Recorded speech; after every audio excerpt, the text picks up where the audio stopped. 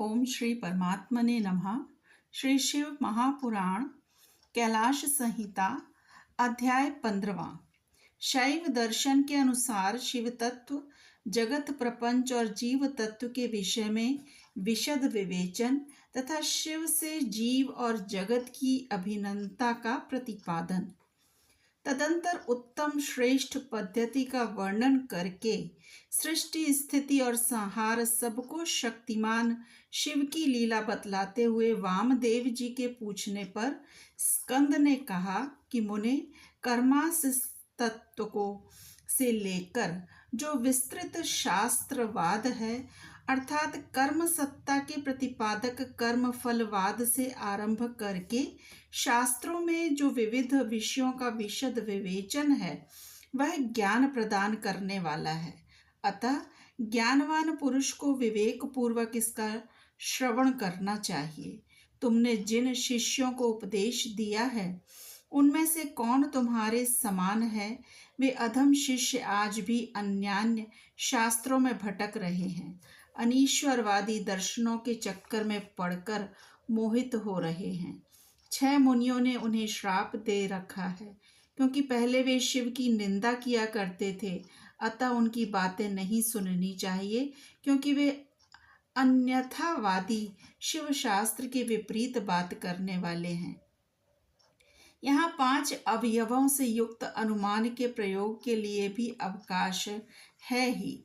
उत्तम व्रत का पालन करने वाले वामदेव जैसे धूम का दर्शन होने से लोग अनुमान द्वारा पर्वत पर अग्नि की सत्ता का प्रतिपादन करते हैं, उसी प्रकार इस प्रत्यक्ष प्रपंच के दर्शन रूप हेतु का अवलंबन करके परमेश्वर परमात्मा को जाना जा सकता है, इसमें संशय नहीं है। यह विश्व स्त्री पुरुष रूप है, ऐसा प्रत्यक्ष ही देखा जाता है। 6 कोश रूप जो शरीर में है, उसमें आदि के 3 माता के अंश से उत्पन्न हुए हैं और अंतिम 3 पिता के अंश से। यह श्रुति का कथन है। इस प्रकार सभी शरीरों में स्त्री पुरुष भाव को जानने वाले लोग हैं। मुने, विद्वानों ने परमात्मा में भी स्त्री पुरुष भाव को जाना है। श्रुति कहती है, पर ब्रह्म परमात्मा सत्य चित्त और आनंद रूप है। असत प्रपंच को निवृत्त करने वाला शब्द ही सद्रूप कहा जाता है। चित्त शब्द से जड़ जगत की निवृत्ति की जाती है।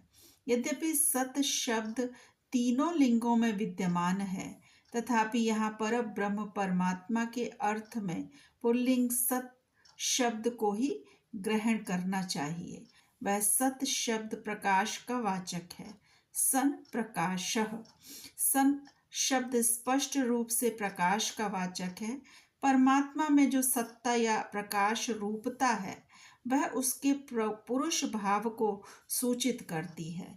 ज्ञान शब्द का पर्यायवाची जो चित शब्द है, वह स्त्रीलिंग है, अर्थात परमात्मा में चिद्रूपता उसके स्त्री भाव को सूचित करती है।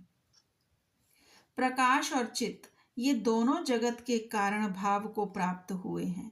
इसी प्रकार सच्चिदात्मा परमेश्वर भी जब जगत के कारण भाव को प्राप्त होते हैं, तब उन एकमात्र परमात्मा में ही शिव भाव और शक्ति भाव का भेद किया जाता है।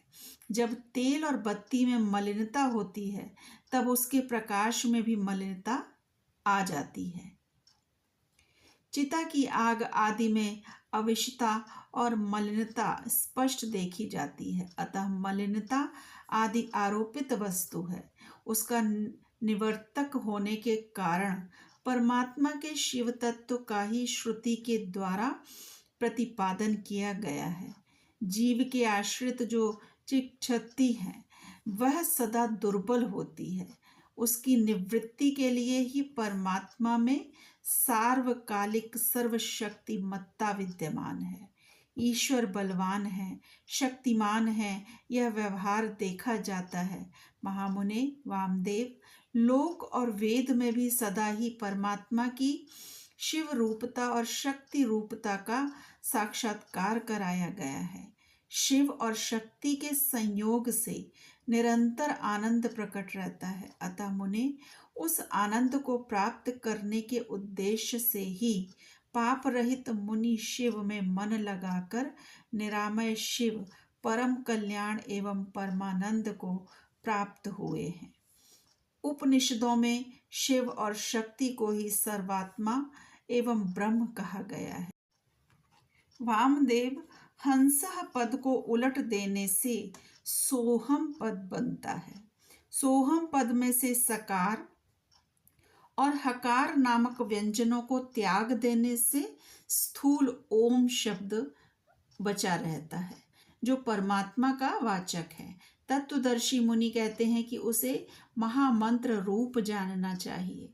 उसमें जो सूक्ष्म महामंत्र है उसका उद्धार मैं बता रहा हूँ। हंसः पद में 3 अक्षर हैं, ह, अ और स।